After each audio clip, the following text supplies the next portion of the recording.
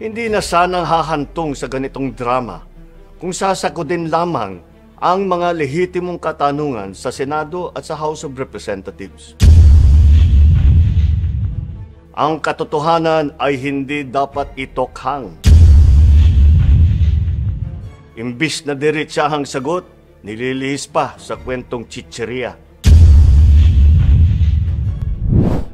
Nakakabahala ang mga pahayag na narinig natin nitong mga nakarang araw. Nandyan ang walang pakundangang pagmumura at ang pagbabanta ng planong ang ilan sa atin. Kung ganun na lang kadali ang pagplano sa ng isang presidente, paano pa kaya ang mga pangkaraniwan na mamamayan? Yang ganyang kriminal na pagtatangka ay hindi dapat pinapalampas. Yan ay aking papalagan. As a democratic country, we need to uphold the rule of law. Ako, bilang pinuno ng Executive Department at lahat ng mga nanunungkulan sa pamahalaan ay may sinumpaang tungkulin na tutupdin at pangangalagaan ang konstitusyon at ang ating mga batas. Kaya hindi tama ang pagpigil sa mga halal ng bayan sa paghahanap ng katotohanan. Hindi na sanang hahantong sa ganitong drama kung sasagutin lamang ang mga lehitimong katanungan sa Senado at sa House of Representatives. Ang katotohanan ay hindi dapat itokhang. Tapos na sana ang usapang ito kung tutuparin lamang ang sinumpaang panata na bilang lingkod bayan ay magsabi ng totoo at hindi hahadlangan. Imbis na diretsahang sagot, nililihis pa sa kwentong chicheria. Hangad ko na matuldukan na itong mga pangyayaring ito sa parang matiwasay at magdadala sa atin sa katotohanan. 12 taon din ako nanungkulan sa magkaparehong kamara ng Kongreso. Batid ko ang kapangyarihan iginawad sa kanila ng taong bayan at ng ating konstitusyon. Dahil dito, iginagalang ko ang kanilang gawain bilang isang independenteng sangay ng ating republika. Kahit ang buong executive branch, lahat ng mga ahensya ay hindi nakakaligtas at parating sumasailalim sa kanilang masusing pagsusuri. Bilang isang bansa, marami tayong mga paghamon na dapat harapin at mga suliraning dapat bigyan ng lunas. Sa kabila ng mga pambabatikos, nakatuon ang aking pansin sa pamamahala. Ngunit, hindi natin ikokompromiso ang rule of law. Kailangan manaig ang batas sa anumang sitwasyon, sino man ang tamaan. Kaya hindi ko hahayaan magtagumpay ang hangarin ng iba na hatakin ang buong bansa sa burak ng politika. Igalang natin ang proseso, tuparin natin ang batas, alalahanin natin ang mandato na pinagkatiwala sa atin ng milyon-milyon na Pilipino. Magtrabaho po tayo sa ikauunlad ng Republika ng Pilipinas at para matamo ang bagong Pilipinas. Kakabahala ang mga pahayag na narinig natin itong mga nakarang araw. Nandyan ang walang pakundangang pagmumura at ang pagbabanta ng planong ang ilan sa atin. Kung ganun na lang kadali ang pagplano sa ng isang presidente, paano pa kaya ang mga pangkaraniwan na mamamayan? Yang ganyang kriminal na pagtatangka ay hindi dapat pinapalampas. Yan ay aking papalagan. As a democratic country, we need to uphold the rule of law. Ako, bilang pinuno ng Executive Department at lahat ng mga nanunungkulan sa pamahalaan ay may sinumpaang tungkulin na tutupdin at pangangalagaan ang konstitusyon at ang ating mga batas. Kaya hindi tama ang pagpigil sa mga halal ng bayan sa paghahanap ng katotohanan. Hindi na sanang hahantong sa ganitong drama kung sasagutin lamang ang mga lehitimong katanungan sa Senado at sa House of Representatives. Ang katotohanan ay hindi dapat itokhang. Tapos na sana ang usapang ito kung tutuparin lamang ang sinumpaang panata na bilang lingkod bayan ay magsabi ng totoo at hindi hahadlangan. Imbis na diretsahang sagot, nililihis pa sa kwentong chicheria. Hangad ko na matuldukan na itong mga pangyayaring ito sa parang matiwasay at magdadala sa atin sa katotohanan. 12 taon din ako nanungkulan sa magkaparehong kamara ng Kongreso. Batid ko ang kapangyarihan iginawad sa kanila ng taong bayan at ng ating konstitusyon. Dahil dito, iginagalang ko ang kanilang gawain bilang isang independenteng sangay ng ating republika. Kahit ang buong executive branch, lahat ng mga ahensya ay hindi nakakaligtas at parating sumasailalim sa kanilang masusing pagsusuri. Bilang isang bansa, marami tayong mga paghamon na dapat harapin at mga suliraning dapat bigyan ng lunas. Sa kabila ng mga pambabatikos, nakatuon ang aking pansin sa pamamahala. Ngunit, hindi natin ikokompromiso ang rule of law. Kailangan manaig ang batas sa anumang sitwasyon, sino man ang tamaan. Kaya hindi ko hahayaan magtagumpay ang hangarin ng iba na hatakin ang buong bansa sa burak ng politika. Igalang natin ang proseso. Tuparin natin ang batas. Alalahanin natin ang mandato na pinagkatiwala sa atin ng milyon-milyon na Pilipino. Magtrabaho po tayo sa ikauunlad ng Republika ng Pilipinas at para matamo ang bagong Pilipinas. Kakabahala ang mga pahayag na narinig natin nitong mga nakarang araw. Nandyan ang walang pakundangang pagmumura at ang pagbabanta ng planong ang ilan sa atin. Kung ganun na lang kadali ang pagplano sa ng isang presidente, paano pa kaya ang mga pangkaraniwan na mamamayan? Yang ganyang kriminal na pagtatangka ay hindi dapat pinapalampas. Yan ay aking papalagan. As a democratic country, we need to uphold the rule of law. Ako, bilang pinuno ng Executive Department at lahat ng mga nanunungkulan sa pamahalaan ay may sinumpaang tungkulin na tutupdin at pangangalagaan ang konstitusyon at ang ating mga batas. Kaya hindi tama ang pagpigil sa mga halal ng bayan sa paghahanap ng katotohanan. Hindi na sanang hahantong sa ganitong drama kung sasagutin lamang ang mga lehitimong katanungan sa Senado at sa House of Representatives. Ang katotohanan ay hindi dapat itokhang. Tapos na sana ang usapang ito kung tutuparin lamang ang sinumpaang panata na bilang lingkod bayan ay magsabi ng totoo at hindi hahadlangan. Imbis na diretsahang sagot, nililihis pa sa kwentong chicheria. Hangad ko na matuldukan na itong mga pangyayaring ito sa parang matiwasay at magdadala sa atin sa katotohanan. 12 taon din ako nanungkulan sa magkaparehong kamara ng Kongreso. Batid ko ang kapangyarihan iginawad sa kanila ng taong bayan at ng ating konstitusyon. Dahil dito, iginagalang ko ang kanilang gawain bilang isang independenteng sangay ng ating republika. Kahit ang buong executive branch, lahat ng mga ahensya ay hindi nakakaligtas at parating sumasailalim sa kanilang masusing pagsusuri. Bilang isang bansa, marami tayong mga paghamon na dapat harapin at mga suliraning dapat bigyan ng lunas. Sa kabila ng mga pambabatikos, nakatuon ang aking pansin sa pamamahala. Ngunit, hindi natin ikokompromiso ang rule of law. Kailangan manaig ang batas sa anumang sitwasyon, sino man ang tamaan. Kaya hindi ko hahayaan magtagumpay ang hangarin ng iba na hatakin ang buong bansa sa burak ng politika. Igalang natin ang proseso. Tuparin natin ang batas. Alalahanin natin ang mandato na pinagkatiwala sa atin ng milyon-milyon na Pilipino. Magtrabaho po tayo sa ikauunlad ng Republika ng Pilipinas at para matamo ang bagong Pilipinas. Kakabahala ang mga pahayag na narinig natin itong mga nakarang araw.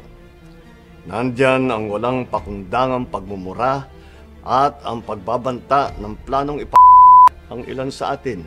Kung ganun na lang kadali ang pagplano sa ng isang presidente, paano pa kaya ang mga pangkaraniwan na mamamayan? Yang ganyang kriminal na pagtatangka ay hindi dapat pinapalampas. Yan ay aking papalagan. As a democratic country, we need to uphold the rule of law.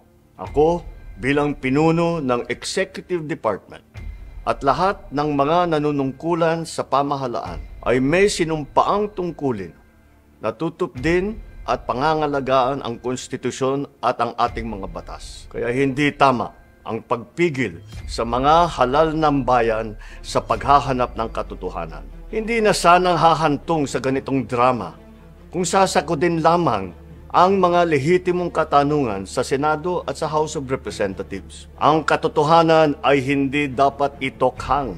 Tapos na sana ang usapang ito kung tutuparin lamang ang sinumpaang panata na bilang lingkod bayan ay magsabi ng totoo at hindi hahadlangan. Imbis na diretsahang sagot, nililihis pa sa kwentong chicheria. Hangad ko na matuldukan na itong mga pangyayaring ito sa parang matiwasay at magdadala sa atin sa katotohanan. 12 taon din ako nanungkulan sa magkaparehong kamara ng Kongreso. Batid ko ang kapangyarihan iginawad sa kanila ng taong bayan at ng ating konstitusyon.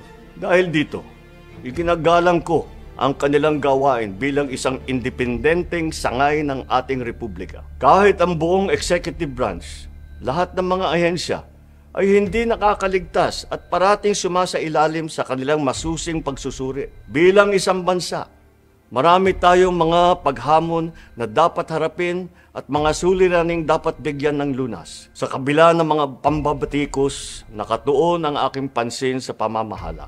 Ngunit, hindi natin ikokompromiso ang rule of law. Kailangan manaig ang batas sa anumang sitwasyon, sino man ang tamaan. Kaya hindi ko hahayaan magtagumpay ang hangarin ng iba na hatakin ang buong bansa sa burak ng politika. Igalang natin ang proseso. Tuparin natin ang batas. Alalahanin natin ang mandato na pinagkatiwala sa atin ng milyon-milyon na Pilipino. Magtrabaho po tayo sa ikauunlad ng Republika ng Pilipinas at para matamo ang bagong Pilipinas. Kakabahala ang mga pahayag na narinig natin nitong mga nakarang araw. Nandyan ang walang pakundangang pagmumura at ang pagbabanta ng planong ang ilan sa atin. Kung ganun na lang kadali ang pagplano sa ng isang presidente, paano pa kaya ang mga pangkaraniwan na mamamayan? Yung ganyang kriminal na pagtatangka ay hindi dapat pinapalampas. Yan ay aking papalagan. As a democratic country, we need to uphold the rule of law. Ako, bilang pinuno ng Executive Department at lahat ng mga nanunungkulan sa pamahalaan ay may sinumpaang tungkulin na tutupdin at pangangalagaan ang konstitusyon at ang ating mga batas. Kaya hindi tama ang pagpigil sa mga halal ng bayan sa paghahanap ng katotohanan. Hindi na sanang hahantong sa ganitong drama kung sasakodin lamang ang mga lehitimong katanungan sa Senado at sa House of Representatives. Ang katotohanan ay hindi dapat itokhang. Tapos na sana ang usapang ito kung tutuparin lamang ang sinumpaang panata na bilang lingkod bayan ay magsabi ng totoo at hindi hahadlangan. Imbis na diretsahang sagot, nililihis pa sa kwentong chicheria. Hangad ko na matuldukan na itong mga pangyayaring ito sa parang matiwasay at magdadala sa atin sa katotohanan. 12 taon din ako nanungkulan sa magkaparehong kamara ng Kongreso. Batid ko ang kapangyarihan iginawad sa kanila ng taong bayan at ng ating konstitusyon.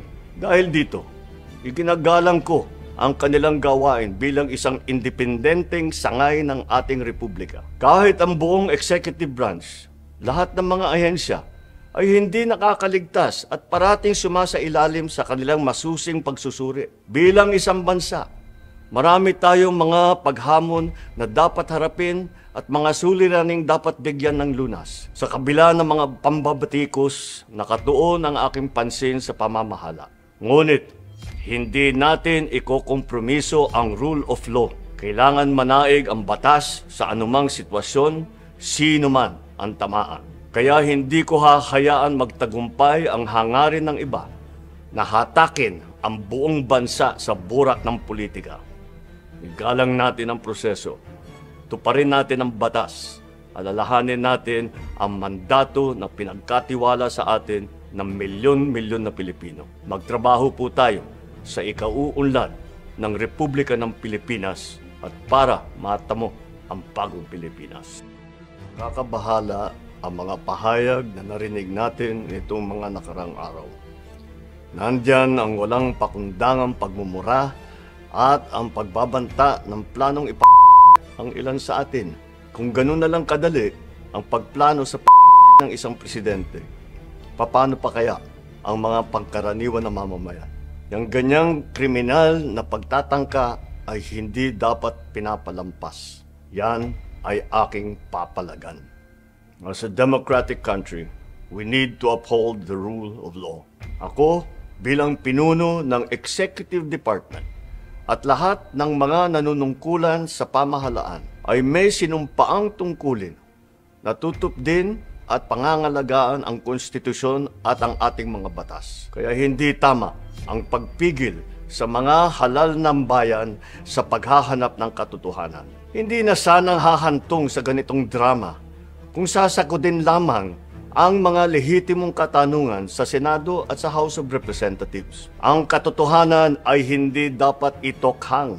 Tapos na sana ang usapang ito kung tutuparin lamang ang sinumpaang panata na bilang lingkod bayan ay magsabi ng totoo at hindi hahadlangan. Imbis na diretsahang sagot, nililihis pa sa kwentong chicheria. Hangad ko na matuldukan na itong mga pangyayaring ito sa parang matiwasay at magdadala sa atin sa katotohanan. 12 taon din ako nanungkulan sa magkaparehong kamara ng Kongreso. Batid ko ang kapangyarihan iginawad sa kanila ng taong bayan at ng ating konstitusyon. Dahil dito, iginagalang ko ang kanilang gawain bilang isang independenteng sangay ng ating republika. Kahit ang buong executive branch, lahat ng mga ahensya ay hindi nakakaligtas at parating sumasailalim sa kanilang masusing pagsusuri. Bilang isang bansa, marami tayong mga paghamon na dapat harapin at mga suliraning dapat bigyan ng lunas. Sa kabila ng mga pambabatikos, nakatuon ang aking pansin sa pamamahala. Ngunit, hindi natin ikokompromiso ang rule of law. Kailangan manaig ang batas sa anumang sitwasyon, sino man ang tamaan. Kaya hindi ko hahayaan magtagumpay ang hangarin ng iba na hatakin ang buong bansa sa burak ng politika. Igalang natin ang proseso, tuparin natin ang batas, alalahanin natin ang mandato na pinagkatiwala sa atin ng milyon-milyon na Pilipino. Magtrabaho po tayo sa ikauunlad ng Republika ng Pilipinas at para matamo ang bagong Pilipinas. Kakabahala ang mga pahayag na narinig natin nitong mga nakarang araw. Nandyan ang walang pakundangang pagmumura at ang pagbabanta ng planong ang ilan sa atin. Kung ganun na lang kadali ang pagplano sa ng isang presidente, paano pa kaya ang mga pangkaraniwan na mamamayan? Yang ganyang kriminal na pagtatangka ay hindi dapat pinapalampas. Yan ay aking papalagan. As a democratic country, we need to uphold the rule of law. Ako, bilang pinuno ng Executive Department at lahat ng mga nanunungkulan sa pamahalaan ay may sinumpaang tungkulin na tutupdin at pangangalagaan ang konstitusyon at ang ating mga batas. Kaya hindi tama ang pagpigil sa mga halal ng bayan sa paghahanap ng katotohanan. Hindi na sanang hahantong sa ganitong drama kung sasagutin lamang ang mga lehitimong katanungan sa Senado at sa House of Representatives. Ang katotohanan ay hindi dapat itokhang. Tapos na sana ang usapang ito kung tutuparin lamang ang sinumpaang panata na bilang lingkod bayan ay magsabi ng totoo at hindi hahadlangan. Imbis na diretsahang sagot, nililihis pa sa kwentong chicheria. Hangad ko na matuldukan na itong mga pangyayaring ito sa parang matiwasay at magdadala sa atin sa katotohanan. 12 taon din ako nanungkulan sa magkaparehong kamara ng Kongreso. Batid ko ang kapangyarihan iginawad sa kanila ng taong bayan at ng ating konstitusyon. Dahil dito, iginagalang ko ang kanilang gawain bilang isang independenteng sangay ng ating republika. Kahit ang buong executive branch, lahat ng mga ahensya ay hindi nakakaligtas at parating sumasailalim sa kanilang masusing pagsusuri. Bilang isang bansa, marami tayong mga paghamon na dapat harapin at mga suliraning dapat bigyan ng lunas. Sa kabila ng mga pambabatikos, nakatuon ang aking pansin sa pamamahala. Ngunit, hindi natin ikokompromiso ang rule of law. Kailangan manaig ang batas sa anumang sitwasyon, sino man ang tamaan. Kaya hindi ko hahayaan magtagumpay ang hangarin ng iba na hatakin ang buong bansa sa burak ng politika. Igalang natin ang proseso. Tuparin natin ang batas. Alalahanin natin ang mandato na pinagkatiwala sa atin ng milyon-milyon na Pilipino. Magtrabaho po tayo sa ikauunlad ng Republika ng Pilipinas at para matamo ang bagong Pilipinas. Kakabahala ang mga pahayag na narinig natin nitong mga nakarang araw. Nandyan ang walang pakundangang pagmumura at ang pagbabanta ng planong ang ilan sa atin. Kung ganun na lang kadali ang pagplano sa ng isang presidente, paano pa kaya ang mga pangkaraniwan na mamamayan? Yang ganyang kriminal na pagtatangka ay hindi dapat pinapalampas. Yan ay aking papalagan.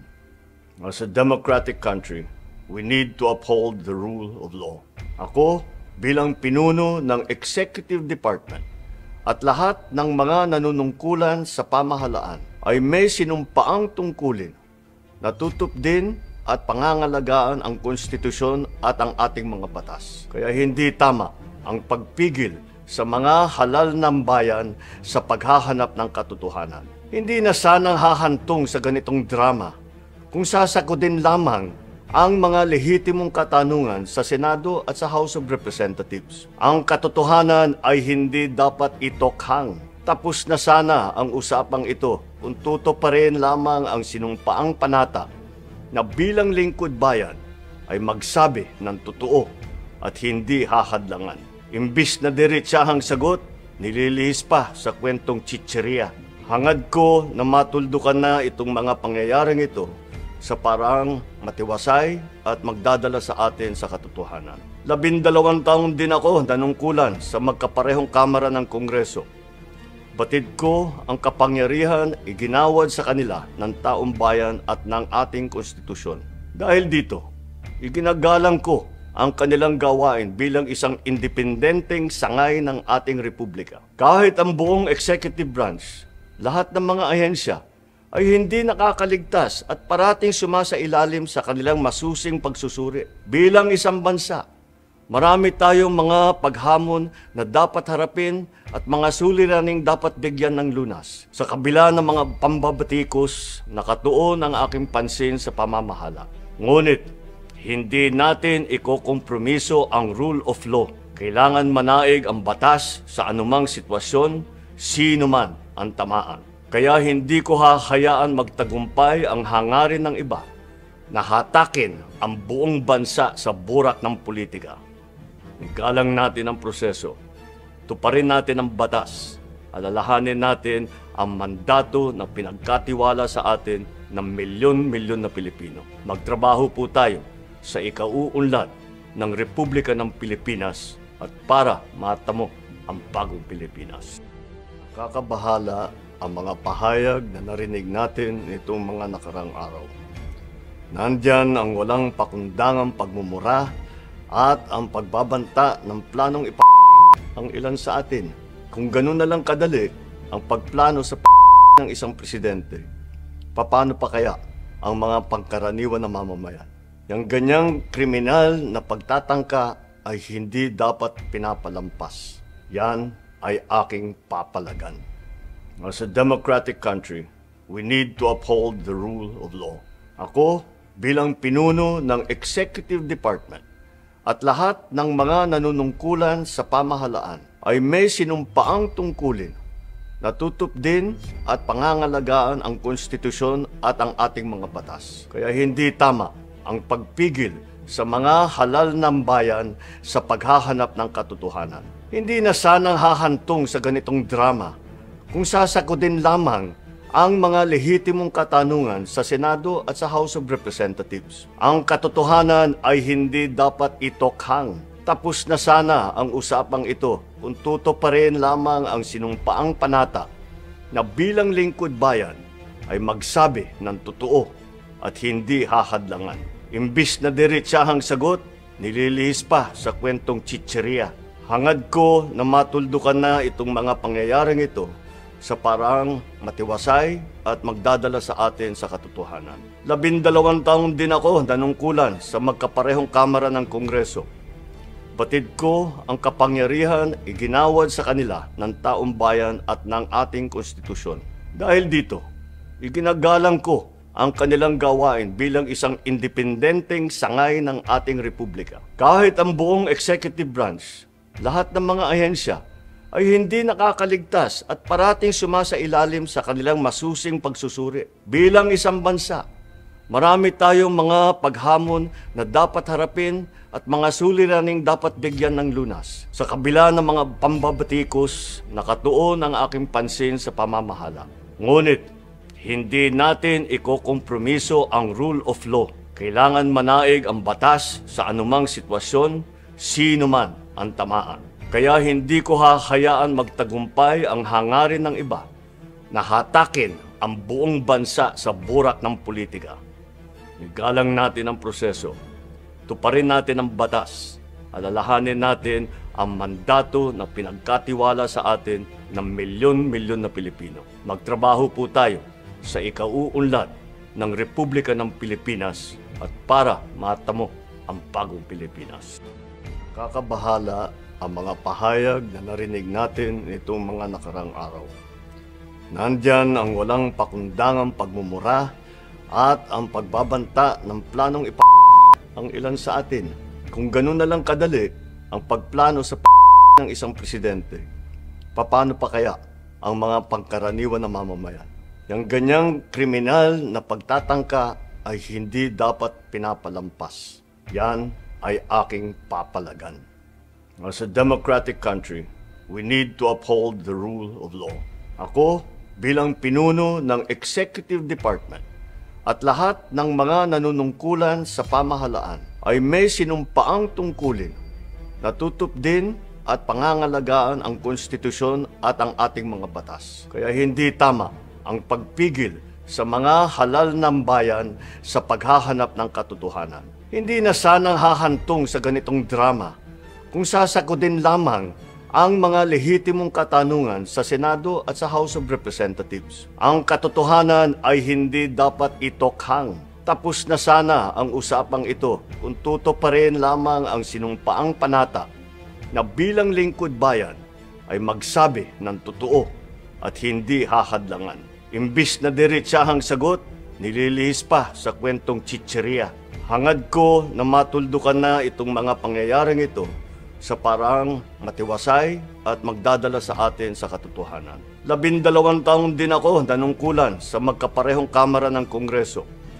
Batid ko ang kapangyarihan iginawad sa kanila ng taong bayan at ng ating konstitusyon. Dahil dito, iginagalang ko ang kanilang gawain bilang isang independenteng sangay ng ating republika. Kahit ang buong executive branch, lahat ng mga ahensya ay hindi nakakaligtas at parating sumasailalim sa kanilang masusing pagsusuri. Bilang isang bansa, marami tayong mga paghamon na dapat harapin at mga suliraning dapat bigyan ng lunas. Sa kabila ng mga pambabatikos, nakatuon ang aking pansin sa pamamahala. Ngunit, hindi natin ikokompromiso ang rule of law. Kailangan manaig ang batas sa anumang sitwasyon, sino man ang tamaan. Kaya hindi ko hahayaan magtagumpay ang hangarin ng iba na hatakin ang buong bansa sa burak ng politika. Igalang natin ang proseso, tuparin natin ang batas, alalahanin natin ang mandato na pinagkatiwala sa atin ng milyon-milyon na Pilipino. Magtrabaho po tayo sa ikauunlad ng Republika ng Pilipinas at para matamo ang bagong Pilipinas.